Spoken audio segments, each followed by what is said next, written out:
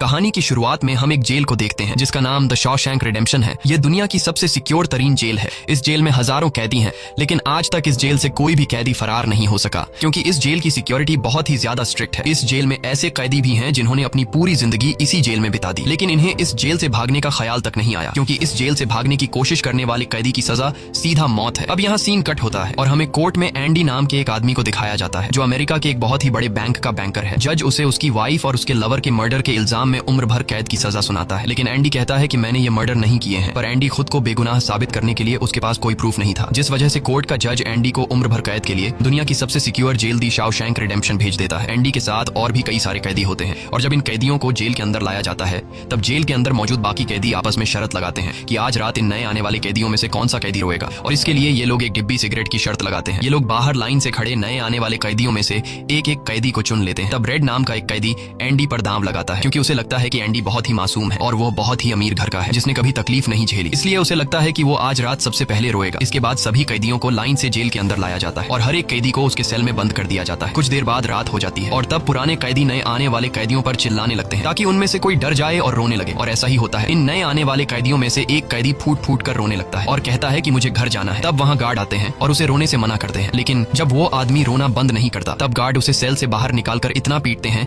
कि वह बेहोश हो जाता है। दूसरी तरफ रेड एंडी पर लगाया हुआ दांव हार जाता है और रेड समझ जाता है कि एंडी बहुत ही स्ट्रांग है क्योंकि इतना डराने के बावजूद उसने एक आवाज तक नहीं की। इसलिए अगले दिन रेड अपने साथी को सिगरेट का एक डिब्बा दे देता है क्योंकि रेड एंडी पर लगाया हुआ दांव हार चुका था। तभी हम एंडी को देखते हैं जो अकेला चुपचाप ब्रेकफास्ट कर रहा होता है। तब एंडी की मुलाकात जेल के सबसे पुराने कैदी ब्रुक्स से होती है। ब्रुक्स को यहाँ इस जेल में लगभग 50 साल पूरे होने वाले हैं। एंडी समझदारी से ब्रुक्स से इस जेल के सभी छोटे बड़े रूल्स और हर एक कैदी के बारे में जानने की कोशिश करता है। तब ब्रुक्स एंडी को जेल का हर एक सीक्रेट बता देता है और वो एंडी से कहता है कि अगर तुम्हें जेल के बाहर से कुछ मंगवाना हो तो रेड नाम के कैदी के पास जाना। ये सुनते ही एंडी भी इंतजार नहीं करता और वह सीधा रेड के पास पहुंच जाता है और रेड से कहता है कि मैंने सुना है तुम बाहर से किसी भी चीज को अंदर मंगवा सकते हो। तब रेड कहता है हाँ मैं मंगवा सकता हूँ, लेकिन ऐसी चीज जो यहाँ से भागने या फिर किसी को मारने में काम ना आती हो। एंडी रेड से कहता है कि मुझे हैमर यानी एक हथौड़ा चाहिए। हथौड़े का नाम सुनते ही रेड कहता है कि तुम्हें हथौड़ा ही क्यों चाहिए, क्या तुम हथौड़े से किसी को मारने वाले तो नहीं हो? तब एंडी कहता है नहीं, मैं किसी को मारने वाला नहीं हूँ, मेरा यहाँ कोई भी दुश्मन नहीं है। ये सुनकर रेड कहता है कि तुम्हारा यहाँ दुश्मन तो नहीं है, लेकिन जल्द ही कुछ लोग तुम्हारे दुश्मन बनने वाले हैं। वो कुछ लोगों की तरफ इशारा करके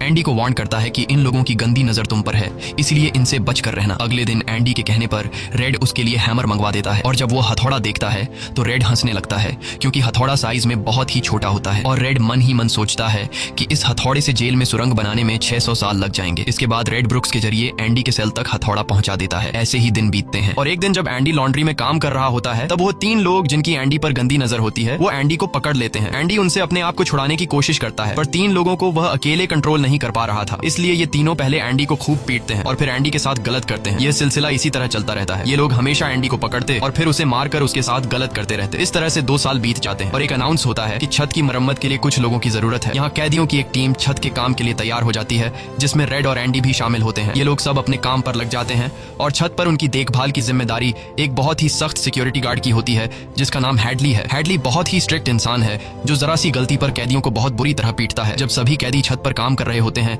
तब हैडली थोड़ा परेशान होता है और अपने साथियों से कहता है कि मेरे भाई की हाल ही में मौत हुई है जिसके अकाउंट में $30,000 पड़े हैं। अब मेरे भाई का मेरे अलावा इस दुनिया में और कोई नहीं है, इसलिए उसके पैसे पर मेरा हक बनता है। लेकिन परेशानी की बात यह है कि जब मैं इन $30,000 को अपने अकाउंट में ट्रांसफर करूंगा तब सरकार मुझसे टैक्स के रूप में सारे पैसे ले लेगी। हैडली जब अपने साथियों से यह बातें कर रहा था तब एंडी भी इसकी सारी बातें सुन लेता है। एंडी जो कि एक बहुत बड़ा बैंकर है उसे पता था कि इन पैसों को बिना गवर्नमेंट को टैक्स दिए कैसे निकाला जा सकता है।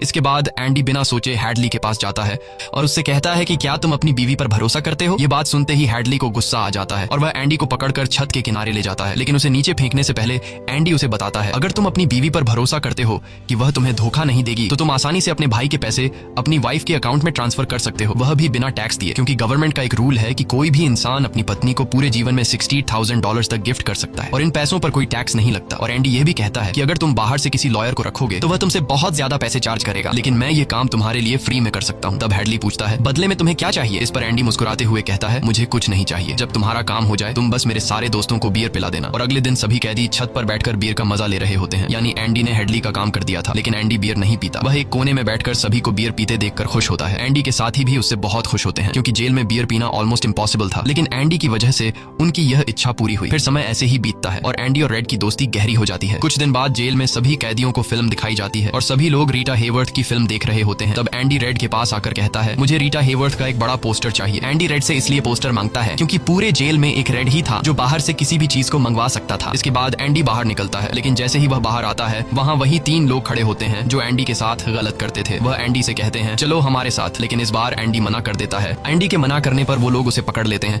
और उसके साथ जबरदस्ती करने की कोशिश करते हैं, लेकिन एंडी भी उनका मुकाबला करता है। पर वो लोग 3 होते हैं, जिस वजह से वो एंडी को बहुत ही बुरी तरह से पीटते हैं। पर आज ये लोग एंडी के साथ कुछ कर नहीं पाते, लेकिन एंडी को ये लोग इतना मारते हैं कि एंडी 1 महीने के लिए अस्पताल में चला जाता है और साथ ही वो आदमी जिसने एंडी को मारा होता है उसे 1 हफ्ते के लिए काल कोठरी में डाल दिया जाता है। 1 हफ्ते बाद जब वो वापस अपने सेल में आता है तो वहां पर वही ऑफिसर होता है जिसका एंडी ने $30,000 का टैक्स बचाया था। और इस ऑफिसर को किसी ने बता दिया था कि एंडी को इस आदमी ने इतना मारा है कि वो बेचारा 1 महीने के लिए अस्पताल में चला गया है। अब यहाँ वो ऑफिसर उस आदमी को इतनी बुरी तरह से मारता है कि वो हमेशा के लिए पैरालाइज हो जाता है। 1 महीने बाद जब अस्पताल से एंडी वापस अपने सेल में आता है तब उसे अपने सेल में रीटा हेवर्थ का एक बड़ा पोस्टर मिलता है जो कि असल में एक वेलकम गिफ्ट होता है रेड की तरफ से। इस तरह से दिन गुजरते हैं और एक दिन जेल का वार्डन सिक्योरिटी गार्ड के साथ एंडी के सेल में आता है और उसके सेल की तलाशी करवाता है। सेल की चेकिंग लेने के बाद जब वार्डन को कुछ नहीं मिलता तब वार्डन की नजर सामने लगे पोस्टर पर पड़ती है। वार्डन कहता है कि वैसे तो मैं सेल में पोस्टर अलाउ नहीं करता, पर तुम इसे अपने सेल में लगा सकते हो। दरअसल तलाशी तो एक बहाना होता है। वार्डन को इस ऑफिसर ने बताया था कि किस तरह से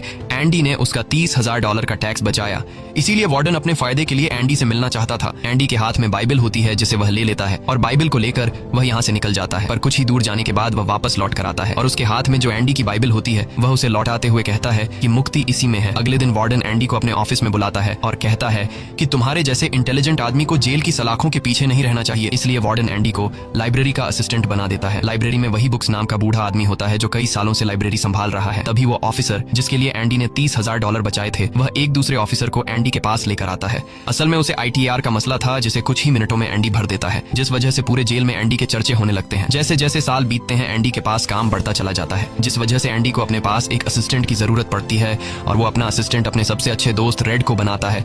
एक दिन लाइब्रेरी में ब्रुक्स एक कैदी के गले पर चाकू रख देता है और वो उसे बिना वजह मारने की धमकी देता है। असल में सरकार ने उसकी सजा माफ कर दी है, पर वो इस जेल को छोड़कर नहीं जाना चाहता। आज उसे इस जेल में पूरे 50 साल हो चुके हैं। उसकी पूरी जिंदगी इसी जेल में बीत गई है और वो बिल्कुल भूल चुका है कि बाहर की दुनिया कैसी है।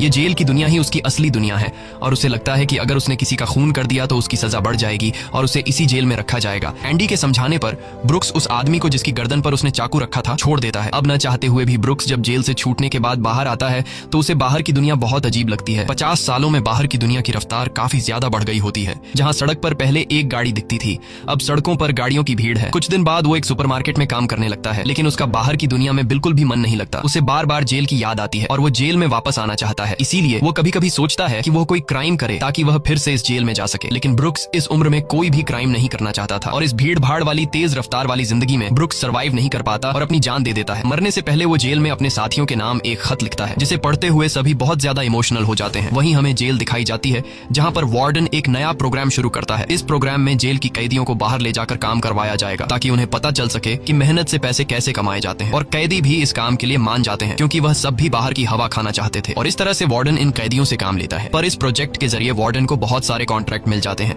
क्योंकि जेल के कैदियों की लेबर बहुत सस्ती होती है और जो बाहर की लोकल कंस्ट्रक्शन लेबर की टीम होती है उन्हें कहीं पर भी काम नहीं मिलता क्योंकि वार्डन उनका काम आधी कीमत पर अपने कैदियों से करवाता है। और वार्डन आधी कीमत पर काम इसलिए करता है क्योंकि कैदी कोई लेबर तो थे नहीं जिनको वार्डन दिहाड़ी दे पाता। इसलिए वार्डन फ्री में कैदियों से काम करवाकर बहुत सारा पैसा कमाने लगता है और उसका यह पैसा ब्लैक का होता है। लेकिन एंडी एक बैंकर होने की वजह से वार्डन का सारा ब्लैक मनी व्हाइट में बदल देता है। दरअसल एंडी इन पैसों को एक ऐसे आदमी के नाम पर जमा करता है जो इस दुनिया में है ही नहीं और वह उसके अकाउंट में सारा पैसा ट्रांसफर कर देता है ताकि अगर कल को पुलिस को पता भी चल जाए तो पुलिस एक ऐसे आदमी को ढूंढ रही होगी जो इस दुनिया में कभी पैदा ही नहीं हुआ। अब यहाँ जेल में एक नया कैदी आता है जिसका नाम टॉमी है। टॉमी बहुत यंग होता है और वह इस छोटी सी उम्र में कई सारी जेलों में जा चुका है। टॉमी एक बहुत ही फ्रेंडली नेचर का था, इसलिए उसकी जल्द ही जेल में बहुत से कैदियों से दोस्ती हो जाती है। एक दिन खाने की टेबल पर टॉमी सबसे कहता है कि मैं पिछले कई सालों से चोरी कर रहा हूँ, इसलिए मैं यहाँ की कई सारी जेलों में जा चुका हूँ और इस बार भी मैं चोरी की वजह से इस जेल में आया हूँ। टॉमी की बात सुनते हुए एंडी उसे कहता है कि अगर तुम चोरी करने के बाद बार बार पकड़े जा रहे हो तो इसका मतलब ये है